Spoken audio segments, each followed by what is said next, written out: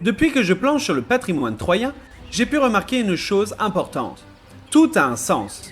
Et l'histoire, celle avec un grand H, et les petites histoires qui peuvent paraître anecdotiques, sont la clé qui nous permet de découvrir ce sens, parfois caché. Tenez, par exemple, laissez-moi vous parler de la place du marché au pain.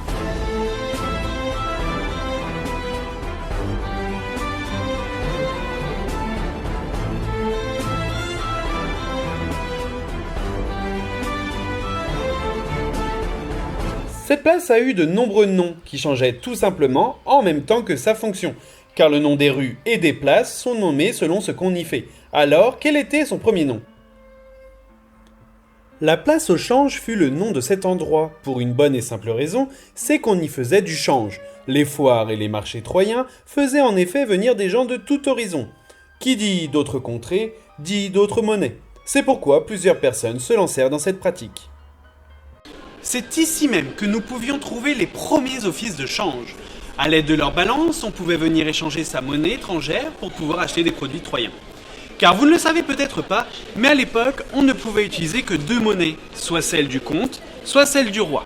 Seul témoignage de ce fait historique, le nom d'une rue à cette place adjacente, la rue des changes.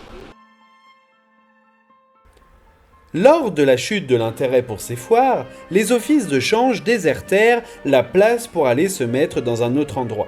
Mais ce n'était pas la fin pour cette place car de nombreux boulangers logèrent dans ce lieu et ils avaient l'autorisation de vendre sur la place au détail leurs marchandises.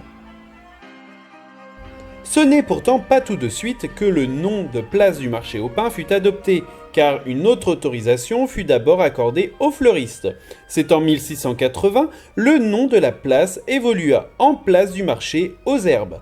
Il faudra ensuite attendre plusieurs démolitions et réaménagements pour qu'en 1875, le nom de place du marché au pain soit officiel.